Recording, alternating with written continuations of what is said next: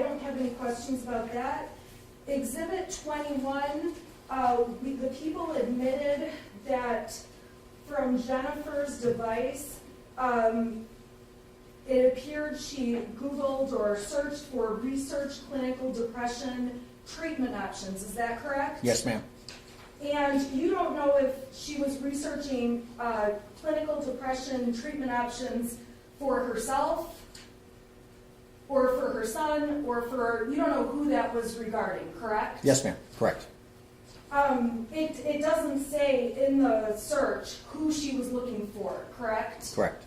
So, and in addition to that, that's the only search that you provided for this court, although I imagine Jennifer searched for many, many things on her phone at various points in time, correct? Yes, ma'am. Correct.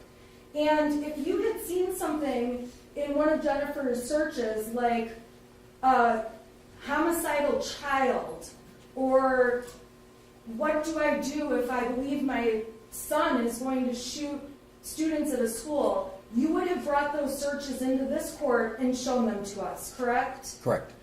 There were, in fact, no searches along that line. The closest, most relevant search you found was this research clinical depression treatment options. Correct.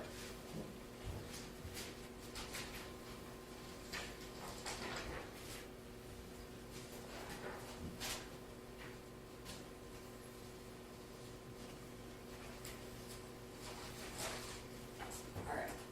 On Exhibit 22, you admitted, the prosecution admitted through you a couple of pages of text messages between Ethan and his mother. Do you recall seeing those?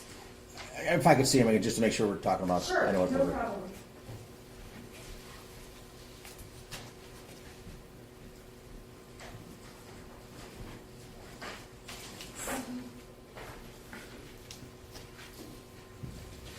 Okay, so those texts were admitted, and they're approximately 4 or 5 pages long. Is that about right? Three pages. 3 pages. Okay. And when you look at the total, when you print out all of the texts between Ethan and Jennifer, and this is going back to June of 2020 up through 11/30 of 21. There's far more texts between Jennifer and her son than just those 3 pages, correct? Correct. May I approach to grab those? Yes. Thank you. Now, on these text messages, Ethan is saying things along the lines of, there's someone in the house, I think. Someone walked in the bathroom. I thought it was you. When I came out, no one was home. There's no one in the house, though. Dude, my door just slammed. Ethan is sending his mother a series of messages claiming there's someone in the house or there's something going on, correct? Correct. And in all fairness to Ethan, you don't know if there's somebody in his house, correct? I'm sorry, what's the question? You don't know if there really was somebody in his house, correct? I don't. Correct. And you don't know also if there are phone calls between Jen and James or between Jen and Ethan at the time that these texts are being sent, correct? I believe we looked at that, and I don't believe there were any phone calls between them. The way you would look at the phone calls, though, would be looking from Jennifer's cell phone to Ethan's phone, correct? And reverse, yes. In reverse, but if Jennifer was to use the phone at her office, like on her desk, that would not appear. That would not appear in the search in terms of a call between her and Ethan, correct? On Ethan's phone, it would. Did you look to see if on Ethan's phone there were calls? Yes. And you didn't find any calls? I don't recall any, no. The time these messages are sent, the truth is we don't know if there was someone in the house or what was going on, correct? Correct. It's impossible for us to take 3 pages of text messages and understand the complete context. Objection to the form of the question, Your Honor. That's a decision for this court to make. I'm sustaining. Go ahead, you first, please.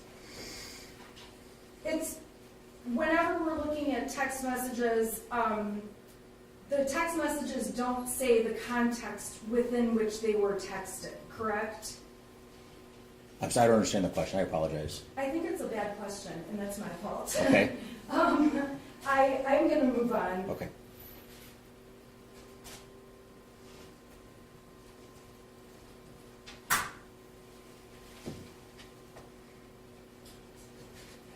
Exhibit 23 continues to be messages between Ethan and his mother.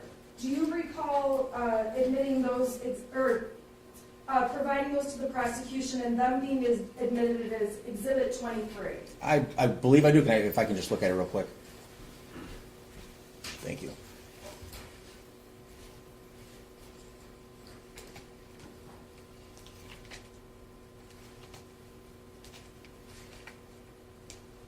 Okay, I remember these. Yes, ma'am. Okay. Yes, ma'am. And these text messages mostly start off with Ethan texting his mother that he believes the house is haunted, that weird things are happening and he's scared, the house is haunted.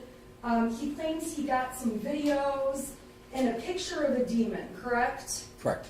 Now, in looking in his phone, you found no videos that would match what Ethan's talking about, correct? Correct. You found no photographs of demons, correct? Yeah, correct.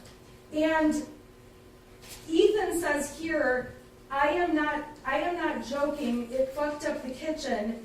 In all honesty, you have no way of knowing whether Ethan's joking overall or not, correct? Correct.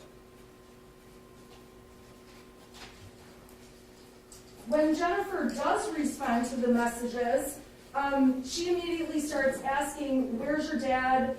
Text me when you're done. Are you done yet? Correct? Yes, ma'am. Correct. She doesn't really give any answer to all of the, I think our house is haunted kind of texts, correct? Correct.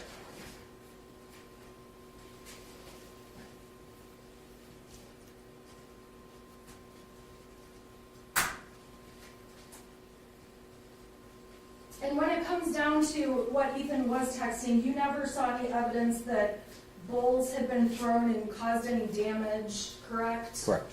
There really is nothing to corroborate these claims Ethan is making about the house being haunted. Correct.